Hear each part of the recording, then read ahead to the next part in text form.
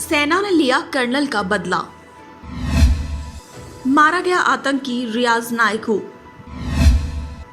12 लाख का था इनामी कमांडर। गणित अध्यापक से बना आतंकी। 2018 में बन गया था आतंकवादी। आईएसआईएस को दी थी चुनौती। बिजबेहड़ा में सेना ने मार गिराया। हिजबुल की कश्मीर में टूटी कमर। घाटी का सबसे खतरनाक आतंकी। कश्मीर घाटी में हुई मुठभेड़ में सुरक्षा बलों ने आतंकी रियाज नायकू को मार गिराया। यह आतंकी संगठन हिजबुल मुजाहिदीन का टॉप कमांडर था। भारतीय सेना के रिकॉर्ड में रियाज नायकू को A++ कैटेगरी का आतंकी था और उसके सिर पर 12 लाख का इनाम था। 30 साल का नायकू 2016 में बुरहान वानी की मौत के बाद वहां के लोगों के लिए आतंक का नया चेहरा बन गया था।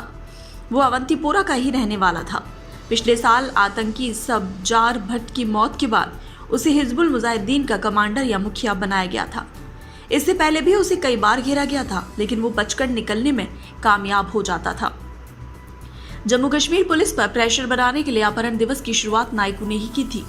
साउथ कश्मीर में इस दिन 6 पुलिस वालों के घर के 11 फैमिली मेंबर को अगवा कर लिया गया था और सभी को बाद में छोड़ दिया गया था, लेकिन बदले में नायकू के पिता को पुलिस कस्टडी से छुड़वाया गया था। इस प्रेशर का आलम यह था कि गृह मंत्रालय ने जम्मू कश्मीर का डीजीपी तक बदल दिया था। रियाज नायकू ने ही कश्मीर घाटी में आतंकियों के मारे जाने के बाद उन्हें गन सैल्यूट फिर से शुरू करवाया था। इसे आतंकी अपने कमांडर की मौत पर देते हैं। इसमें मरे हुए आतंकियों के अंतिम संस्कार के दौरान हवा में गोली चलाकर उन्हें श्रद्धांजलि दी जाती है। इससे लोगों में उसने खौफ और युवाओं में आतंकी बनने का आकर्षण पैदा किया। पिछले साल आतंकी रियाज नायकू जब चर्चा में आया, जब उसने एक वीडियो पोस्ट किया। उसने कश्मीरी पंडितों का घाटी में स्वागत किया और कहा कि वो लोग कश्मीरी पंडितों के दुश्मन नहीं। आतंकी रियाज अहमद नायकू बेहद कम वक्त में हिजबुल का अहम हिस्सा बन गया था। पुलिस अफसरों के परिवार के लोगों का अपहरण, आतंकी के मंडे पर बंदूकों से सलामी, इन चलनों को उसने ही शुरू किया था, जिससे हिजबुल और खतरनाक होता जा रहा था। अपनी छवि की वजह से नायकू ने कई कश्मीरी युवाओं को आतंक की राह पर चलाया।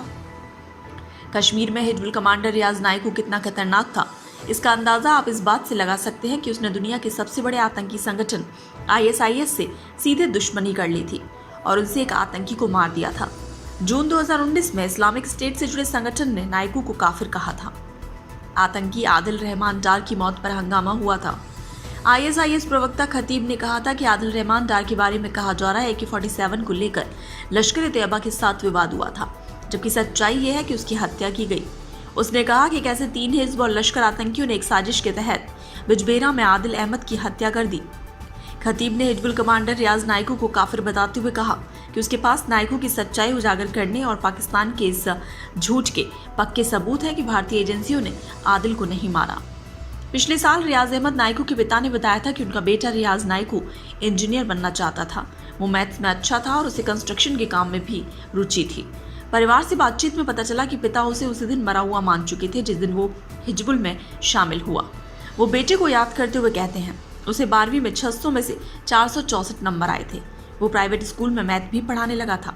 फिर ऐसा क्या हुआ कि स्कूल का टीचर अचानक एक आतंकी बन गया। दरअसल ये सब शुरू हुआ साल 2010 में। उस साल प्रदर्शन में 17 साल के अहमद मट्टू की आंसू गैस का गोला लगने से मौत हो। उस मौत के बाद जिस घाटी में काफी कुछ बदल गया। कई लोगों को पुलिस ने पकड़ा, नायकू भी उनमें से एक था। 2012 में उसे छोड़ा गया, लेकिन तब तक वो बिल्कुल बदल चुका था। फिर 2012 की ही एक रात भोपाल यूनिवर्सिटी में आगे की पढ़ाई के एडमिशन के लिए उसने पिता से 7,000 रुपए लिए। फिर उस रात के बाद वो कभी नहीं दिखा।